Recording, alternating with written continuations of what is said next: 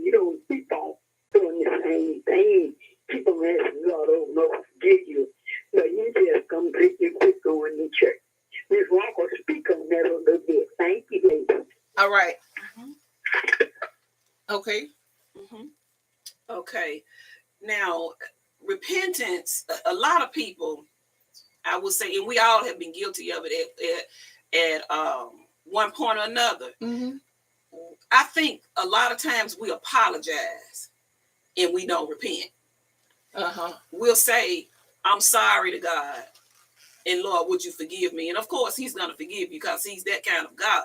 Right. And then we return back to our folly, our foolishness, our sin.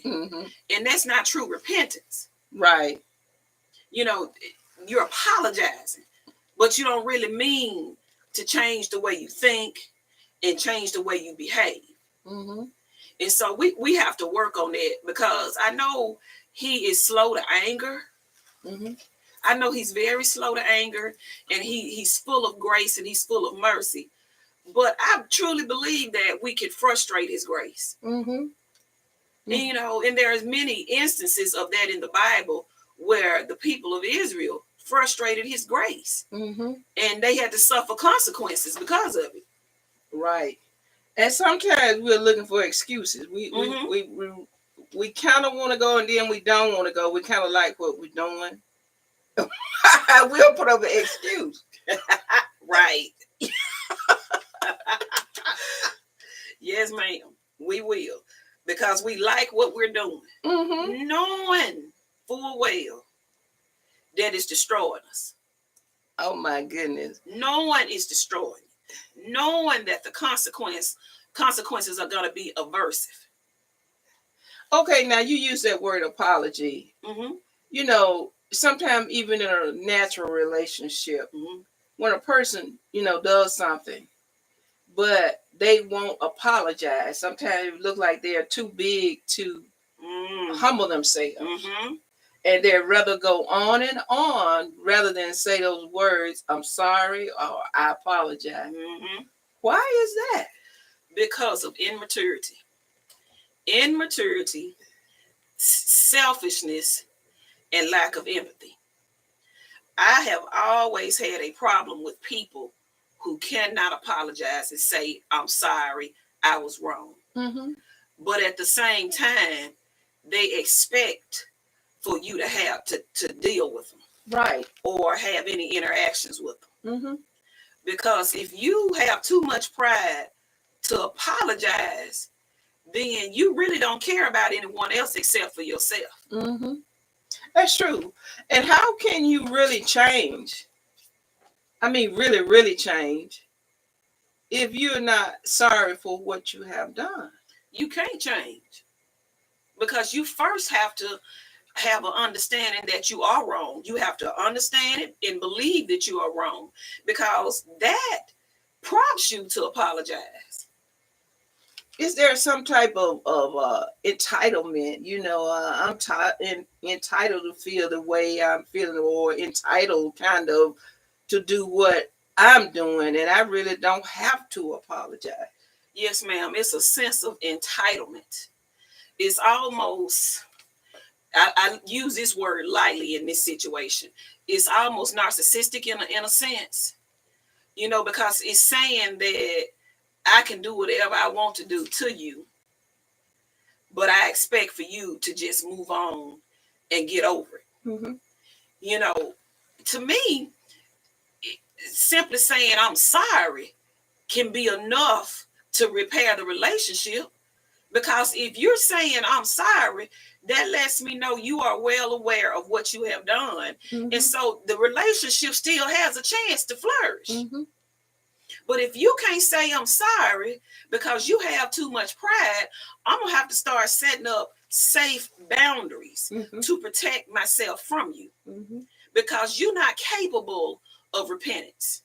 You're not, that shows me you're not capable of change. You don't want to change. So why do I need to expose myself and be subject to you? And it's like the person is like refusing to humble themselves. And you never can grow like you should grow if you're not willing to humble yourself. Exactly. Because it's putting a blockage there. It is. A blockage. A blockage. You can't grow like that. It causes you to remain in that state of emotional immaturity. Mm-hmm. Because in order to realize that you're wrong and to make a change, you have to grow in your emotional maturity, because you have social maturity, you have spiritual maturity, you have psychological maturity. And just like you have physical maturity, you also have emotional maturity. And that's according to Erickson's stages of development, or psychological development. Mm-hmm. And so you can't grow like that. And so even if you cannot apologize, what I can do to make sure that I'm in the right place with the Lord, I'm going to forgive you, but I'm not going to deal with you. Mm-hmm. I can forgive you and love you from a distance. Mm-hmm. That I can forgive. Relationships don't have to be reconciled. Mm-hmm. But I have been ordered and commanded by the Lord to forgive you. Mm-hmm. I have to do that so that I can be forgiven. But he did not say that I had to reconcile with you, especially if it's not emotionally and mentally healthy for me. Right, because when you think about relational, you're able to relate to one another. But if it's one side, if one person is always giving, and the other person is not doing their part, then are you really in a relationship? No, ma'am. That's not a relationship. What it is, that's the definition of abuse. Because all one-sided relationships have a certain degree of abuse. Mm-hmm. Because one person is giving, and the other person is taking and taking and taking. They're not reciprocating at that same level of severity in the relationship. And so if it becomes one-sided, one person is going to be left cheated and empty. Mm-hmm. They are the victim. That's emotionally abusive. Wow. When it's one-sided. Mm-hmm. And even God don't want us to be no two-time lover. And sometimes other people might have somebody else. The reason they don't want to. That's right. Humble themselves. Exactly. You will love the one and hate the other. Uh-huh. God would not put up with our two-timing. So why should we? Mm-hmm. You're so right. You're so right. Mm-hmm. And at the very essence of that is self. Yes. Self. Mm-hmm. Doing what self want to do. Self, sometimes it's even sitting on the throne. Mm-hmm. That cannot humble themselves. God, the Lord cannot even forgive us if we don't repent. That's right. That's right. If you don't repent, he cannot forgive you. Why should he? Because you have determined that you are not going to change. Why should he forgive you? That means if you're in a relationship with a person and you have realized, or you come to the conclusion that they are just not going to change, what is the point of being in that relationship? You lose sometimes years and time of frustration. Yes, ma'am. I have seen people, I've been an eyewitness to people remaining in unfruitful, abusive, one-sided relationships for 40 years. Wow. Some 10, some 20, some 40, some 50. Why? What is it about this relationship that makes you want to stay in that type of relationship? What is this person supplying or doing for you that makes you want to remain there? Are you hanging on to false hope, or are you remaining in the relationship for some other superficial reason? Do you think a person could not know better? Is their mind? It's very possible. It's very possible. That's where we start to get into generational curses. If mom or dad or our grandparents or our great-grandparents remained in unfruitful relationships forever, then we think that's what we're supposed to do. Even though intellectually it feels wrong, or emotionally it feels wrong, but you'll do that if that's your norm. Mm-hmm. But do you not think that they don't even know how to really humble themselves? Sometimes God have to almost knock you down for you to humble yourself. Yes. He'll have to, and that's, you don't want him to do it. You don't. You really don't. You don't want him to do it, because the consequence is going to be aversive, and it's going to last a while, a long while, until he is sure that you have repented and changed. Because he tell us to humble ourselves. Yeah. He don't really want to humble us, because he might knock us down. Exactly. That's why he give us the option, the choice to humble ourselves. And with that humility, that doesn't make you less of a person. The Bible even said that Jesus humbled himself even to the death of the cross. And he was the Son of God. So we need an area of humility in our life to keep us from walking in pride. Yes, ma'am. We have to. Because when you get puffed up with pride, you become pathologically selfish. Meaning that you are no earthly good to anybody. Not even yourself. And when you become like that, you're entering a mindset of reprobation. Wow. Meaning that your conscience has become completely seared, and not even the Holy Spirit can get anything over to you.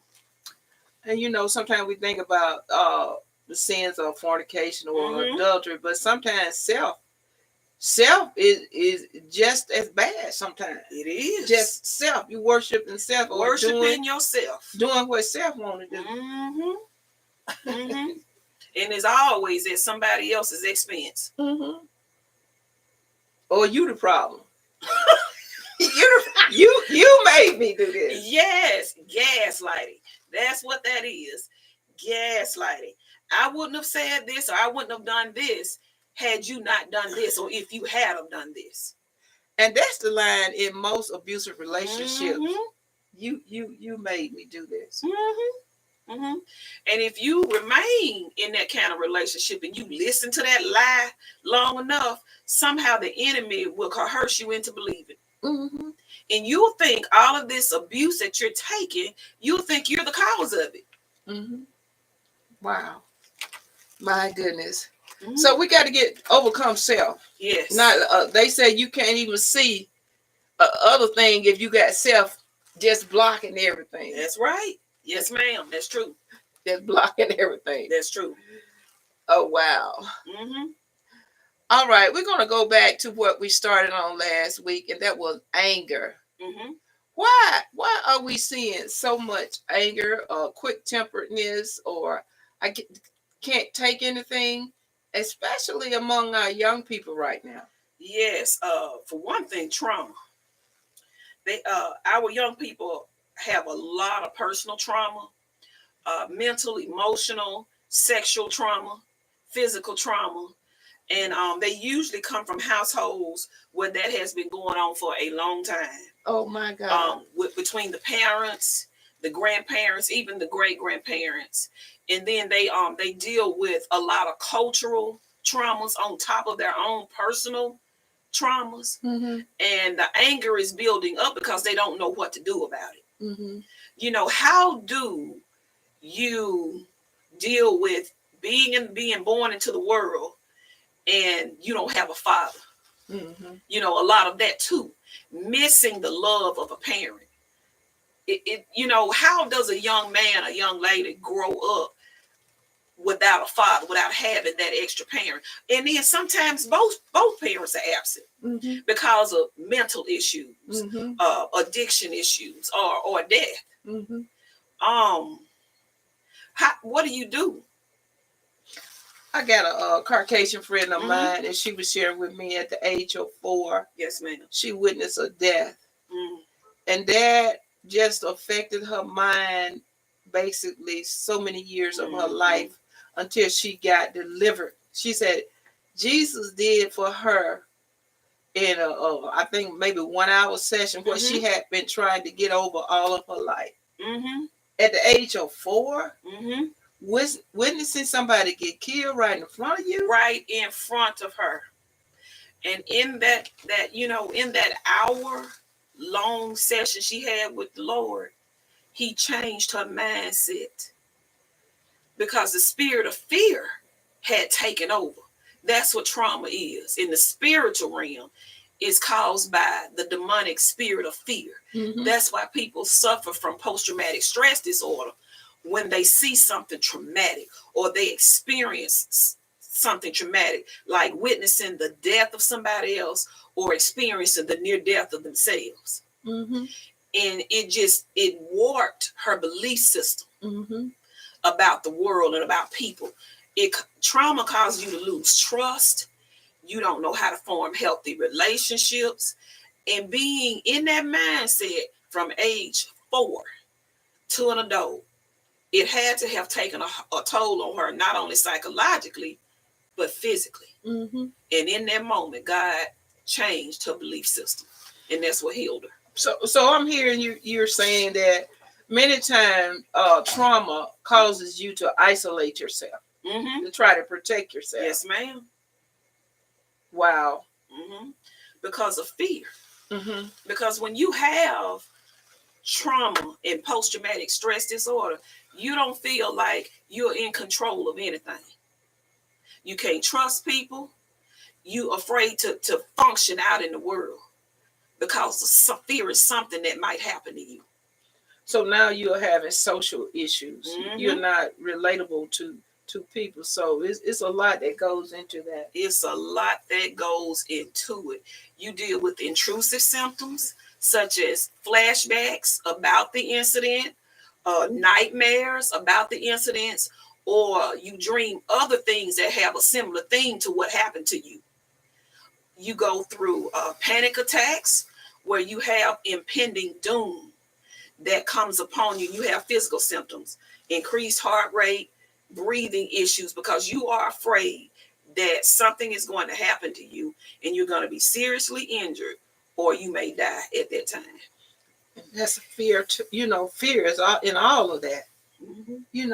And that's a bad way to live, though. It's kind of like you living on the edge all the time. Yes, ma'am. You cannot really relax and kind of like enjoy yourself because you're living on the edge all the time. And people who go through chronic post-traumatic stress disorder, beginning as children, we call them ACEs, where you have childhood traumas, and those traumas can later on in adulthood manifest in cardiovascular disease, cancer, and stroke. And I know of a child that was traumatized sexually. Mm-hmm. This person was not able to really just let down her guards and relax, mm-hmm. even in a sexual relationship. Mm-hmm. I believe it. Okay, let me grab this call. Okay. Good morning, caller. I'm going to be just a second, Miss Earnestine. You all are talking on a good subject. This young lady, she was raped 2 times in a daytime, 2 times. And the mother noticed that he kept kind of keeping away from everything, wouldn't talk to her or anything like that. Mm-hmm. She knew something was wrong. So finally, the little young girl told her what had happened. But the guy spent many years in jail. Mm-hmm. But that probably would traumatize that girl for the rest of her life. But she picked up on her action that something was wrong, and it took a while to get it out of her. You can watch your children a lot of times and pick up on stuff that is wrong. And if you got that good contact with your kid, eventually they'll break down and tell you. Thank you, Ms. Walker, Ms. Ernestine. Thank you. All right, yes, thank you, Ms. Brown. That's why, too, it's good to ask your children questions. Mm-hmm. Ask them questions. Yes, ma'am. And watch them, observe them. Look for changes in their behavior.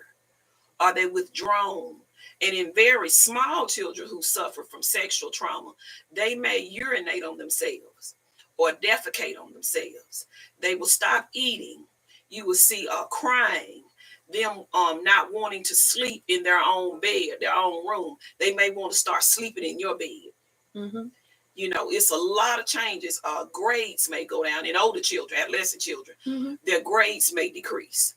They may stop hanging out with their friends. All types of stuff. Anger and irritability would also manifest, which in children, that's really depression. Mm-hmm.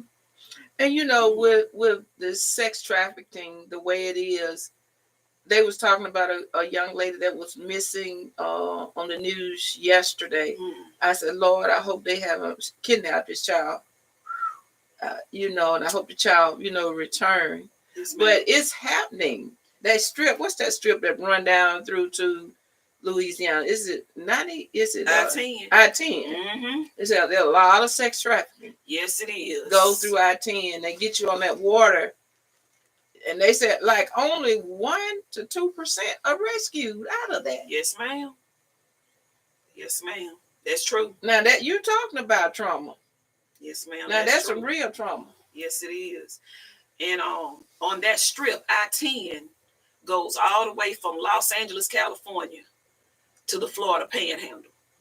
Mm-hmm. And that I-10 is hot. It's a strip, and the reason why it's so widely used by sex traffickers is because it's close to Mexico. Mm-hmm. Where usually that's where a lot of that does take place. Mm-hmm. It happens in the U.S., but for a long time, when we first started finding out about it, it was happening in Mexico. Mm-hmm. And I-10 gives you easy access to get quickly to Mexico. Mm-hmm. We, as individuals, we need to be careful about our children, be on the watch. Sometimes they have a van that doesn't have any identification on it. Some say they'll pull up beside a person and grab them and put them in that van. Mm-hmm. That's true. It's not good for even ladies at night, young ladies at night, to be out by yourself. Exactly. Walking in these mall areas with no light on and all that kind of stuff. Exactly. We need to be watchful. Exactly. I stopped parking by vans 20 years ago. Mm-hmm. When we were first learning about this in social services, that was when it was starting to happen on the Mississippi and the Alabama Gulf Coast. Mm-hmm. I stopped parking by vans because, see, all it takes is for one person to grab you, and now those van doors don't swing out anymore. They slide. Mm-hmm. They can grab you and slide that door closed, and you'll never be heard from again. We have to keep an eye on our children.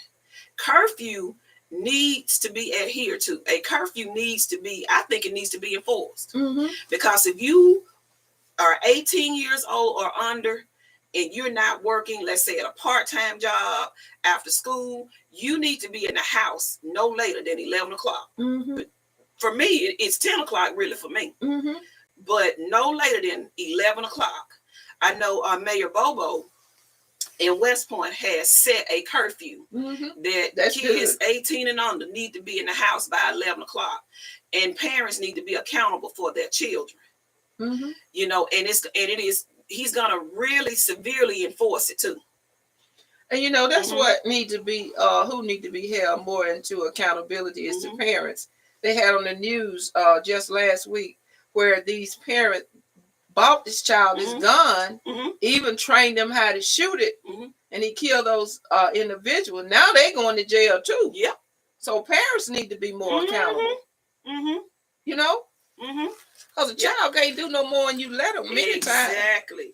He only does what he has been taught. But I know Mayor Bobo enforced the curfew over in West Point because of the recent shootings by adolescent males over in West Point. But I think that just needs to be a standard practice really in every county in this state.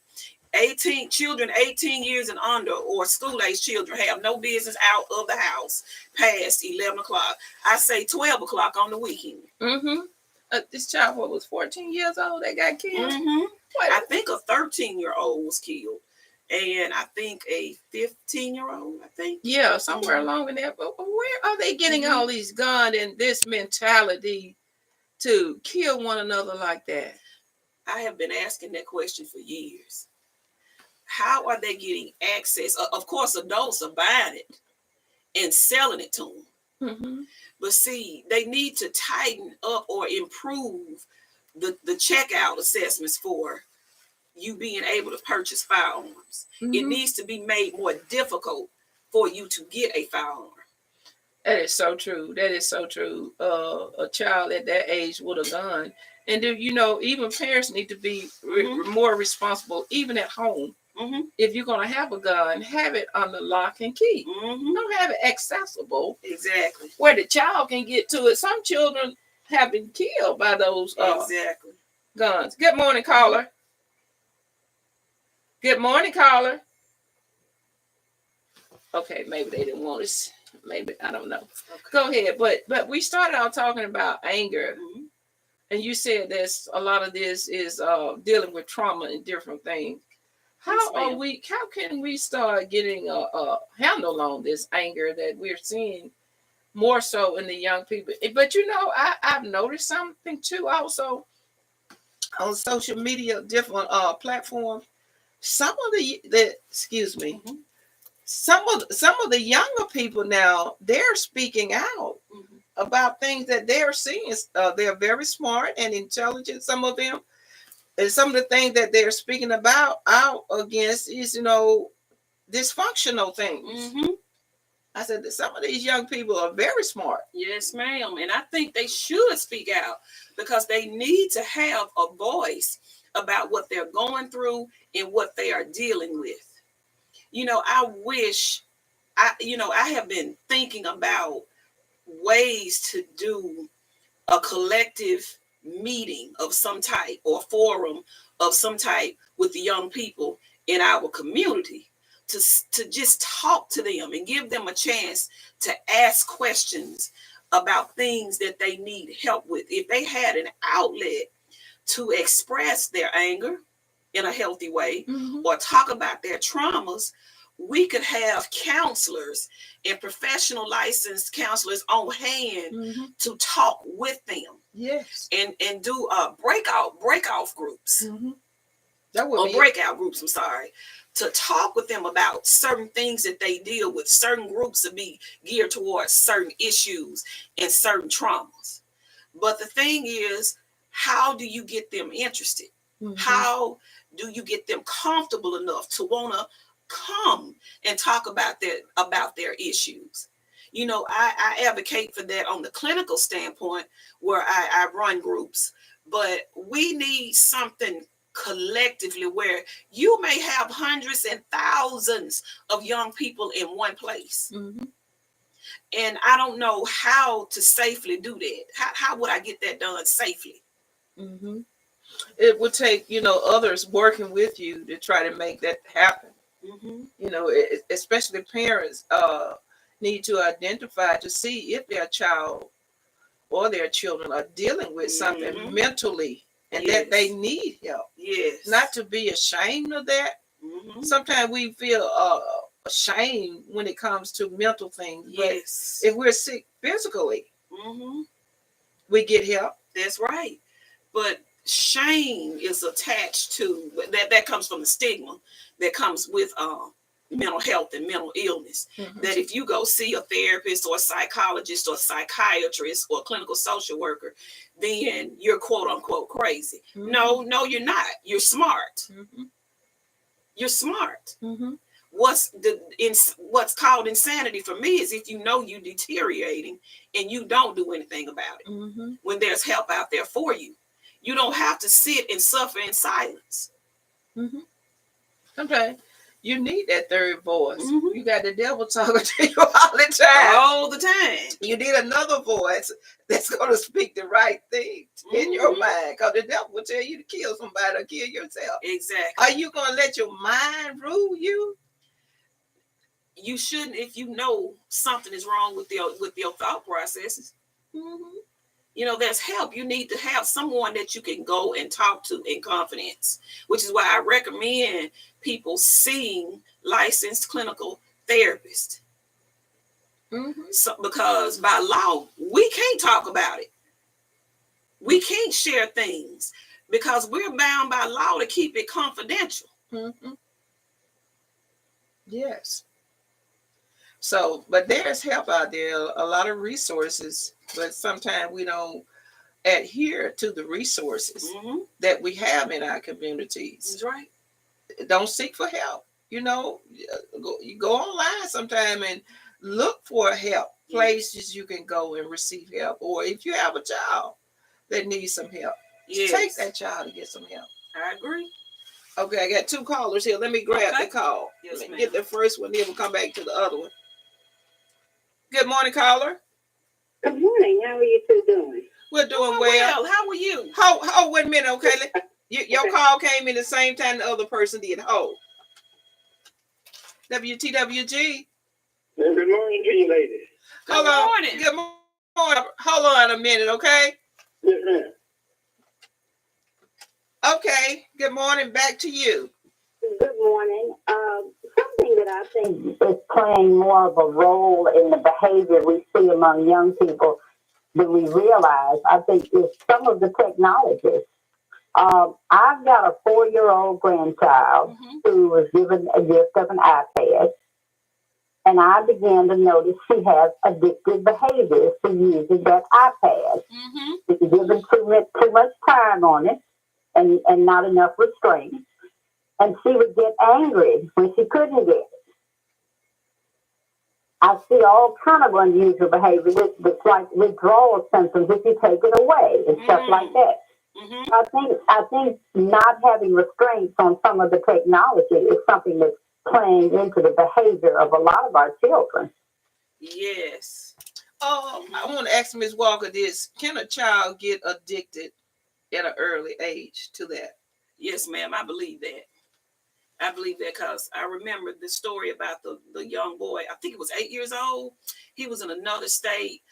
He had gotten into trouble, and his mom took away his electronic devices, and he shot her. He found a gun, and he shot her. I don't know if you all heard about that. I heard that. I kind of heard about that one. Okay. Yeah. It can be addictive because social media, it feeds something emotional within the psyche or minds of our young people to where they think they need it. I've seen them base their self-esteem on whether someone likes their post or not. Right. Even the games, all this stuff is very, very, very addictive, apparently, because I noticed now my grandchild is only 4. Even when she was only 3, I heard her crying one night. I woke up and she was walking around in the dark. And I said, "Baby, why are you up?" She said she was looking for her iPad. Oh, my. And I said, now, normally little children are afraid to get up and walk around in the dark to find something. She was looking for her iPad. That told me that she was too attached to that device. So I have had to have a lot of talks with her about it not being good for her mind or not healthy for her mind. She's beginning to understand things being healthy and not healthy. So I have to talk to her a whole lot and tell her sometimes, okay, you can have 20 more minutes on it, and we're going to put it up because it's not good for you. You don't want your mind to turn into a monster. And so I really had to talk to her and help her understand that it's not good for her mind to constantly be attached to this device. Yes, ma'am. I totally agree with you. There needs to be a time limit where she can only spend so many minutes of it on that iPad per day. Right. And then, and if kids are seeing a lot of stuff that has a lot of violence, this has got to be affecting our children. Yes, ma'am, it is. And they need a life of balance. What you going to do about exercise or getting fresh air or connecting with having good social skills? Yes, ma'am. It's more than, that device. Yes, ma'am. Right. It is impacting their brain.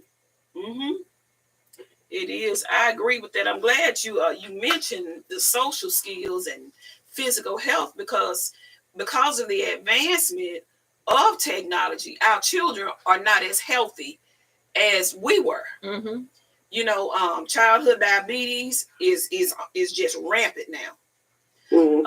Children are having emotional problems. They don't even have basic social skills, like making eye contact, reciprocating conversation, because they're invested in their electronic devices, communicating through that. Right. They don't understand how to form relationships, healthy relationships with other human beings, because their relationship is with their electronic device. And you know, even with grown-ups, I was in a place this morning, just sitting around in the office, went for the scheduled colonoscopy. I just observed the people there. Mostly everybody was in their phone. I'm serious. I'm not talking to nobody. Yes, ma'am. That's dealing with their phone. Yes, ma'am. Yep. I see it all the time. And so if the grown-ups are doing it, you know the children are even doing it even more. Yes. And some of those use the iPad and other electronic devices as a babysitter. Right. That's a lot of what's going on. And you know, and because of that, you know, children are not developing their reading skills, they're not developing their writing skills, and not, you know, that is attached to so much. And like you say, the social skills. And we got to keep the Lord in their life, especially talk to them about the Lord and all of these things. I heard Ella Mitchell Gardner say all things are possible with God. But we got to have that element that he is the main reason. He is the one that gave you this iPad, this electronic device. He is the source. That's right. Of all of these things. That's right. And we're training our children to be in idol worship at an early age. Wow. That's true. That's true. That's probably why we're seeing some of the problems we're seeing now. Yes, ma'am. I believe it. I do. Oh. Probably so. All right then, Miss Jan, do you want to hold on? I need to go to Mr. Robert. No, I'm going to hang up and let Mr. Robert have to say. All right then. Thank you for calling. Thank you for calling in. Thank you. Bye-bye. And she's right. You don't want your child to get addicted to that medium at an early age. That's right. That's very dangerous. Very dangerous. Yeah, because that could lead to other addictions. Porn addictions. A lot of people have become addicted to pornography because they started with some type of media platform, and it progressed to that over time. Back in the day, you had the magazine, but now you got it all over the platforms. Yep, and that leads to other things. Yes, ma'am. That insatiable appetite where you cannot even be satisfied in your appetite. You're just wanting more and more of everything. You know, a person like that, you'll never be satisfied. You got to get to a place where you're satisfied. Yes. Happy. Yes, ma'am. And appreciate that and work with that. Yes, ma'am. Good morning, Miss Robert. Good morning, you and your listeners. You made a great point there, Mr. Hendricks, when you say that everybody was looking at their phones, adults. And this is where the problem starts. The problem with adults. When they're home, they're watching TV and they give the children the cell phone. See, what you got to do, you got to read with your children sometimes. No matter what you're reading, whether you're reading the Bible, just reading something else. That's how they develop reading skills. Kids don't know how to develop reading skills by themselves. Someone has to coach them. And if adults are watching their media, the television, when they want to get rid of the children by giving them the cell phone, they get the TV. So the problem exists with adults. That's where it starts. Yes, sir. I believe that. Yes, ma'am. And it used to be a time, as I said before, we're reading the magazine or something because you didn't have TV, and the children watch you reading, they'll get something to read too. But if we want to get our children all to a cell phone, and we are watching other media, and African American children in particular need more. Yes. I say this all the time. I'm an 88-year-old almost African American male. We need more. We have to learn two cultures. We know our cultures, and we have to learn the larger culture because they have the resources. The resources come from them. And I think oftentimes we put too much emphasis on what the young children should do because they don't know. We are their guys, and if you notice the children are going to do, just they follow their parents to a certain extent. And mental health is a thing that African Americans as a people, this is something new to us. Mental health. You see, years ago, people my age didn't talk about no mental health. You know, years ago, only thing we know is didn't do a good job of that because most of us didn't go to the doctor when we were supposed to. A lot of our problems with our children come from the adults. That's whom they learn from. It's true. You are so right, Mr. Robert. What happened to spending quality time with your children or at the dinner table, having dinner together? Well, even if we didn't eat at the dinner table, the only little table we had, the few dishes was on it, but we sat around on the bench, on the floor, on the porch, and the grandparents would talk to us about things that were happening in life. Didn't have the media and stuff. So the media turned on the parents went for the media and forgot the children. Yes. Yes. We need to pick back up some of those good principles that work. Do. Yes, ma'am. Get you doing something, so I want to watch my TV. And, you know, those who are at home all day, some don't work. They want to watch after work, son, young and the rest of us, but they want the children to be doing something else. And on weekends, they're watching the ball games and things of that nature. So I don't care what you say. Our children are a reflection of the teaching they're getting at home. Yes. You're right, Mr. Robert. It's true. That's so true. And what they get at church. Exactly. So we adults need to start looking inward. Saying, am I doing the right thing? Am I taking all the pleasure? I want all the pleasure and put my children over there out of their way. You can't do that and have success with children. There always will be some, no matter what the condition is. There always be some that will pull through. And here's another thing about African Americans. And I have to say this because I've lived this. The system will get our children if they don't excel in the academics. If they are not taught to stay out of trouble, the system will get them, and they will have they spend more money on jails than they do on school. And our children feel. But the system will take care of Caucasian and white children. They're going to take care of the white children. But we have to look after our children, African people. And until we start doing this, they're going to get even worse. Every year, more and more African children are in jail because the parents want to drink their cutting sock, have their expensive in the cupboard. And them children are going to find some of their friends going to be smoking reefers and stuff like that in the early age. And when they start using social drugs, it is hard to turn them around. All right, Miss Rock, we appreciate your thoughts. We're going to get ready to count it down. We got a broadcast coming on at 11. But thank you for your... Good talk to y'all and have a great day. And I love all of you spiritually. Yes. Thank you. Thank you, Mr. Rock. Thank you. And you know, they said they build jails based on the reading level of a third grader. Yes, ma'am. They sure do. I know they do in the state of Mississippi. And I've heard it. I heard that that's true in several other states, but I know in Mississippi they do. They build them based on a third grader's reading level.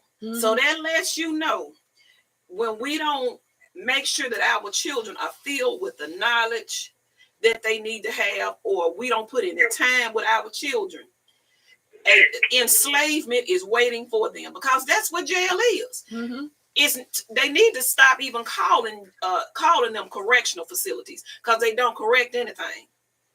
Sometimes to make it worse. Good morning, caller. Good morning. I wanted to mention this to you all before you all go.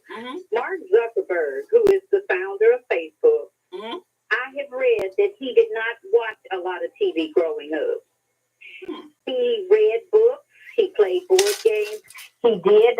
His parents did allow him to work on building a computer, and he built a computer to communicate with his father from home to his office. So that should tell you something about the mind. They say a mind is a terrible thing. They have a lot of TV. Sister Barr says, train up a child in the way they should go.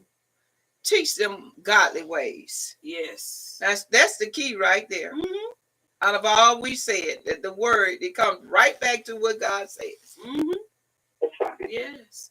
Mm-hmm. And we have a responsibility as parents to teach our children, because I do believe God is going to hold us accountable for what our children don't know and some of the things that they go through. Mm-hmm.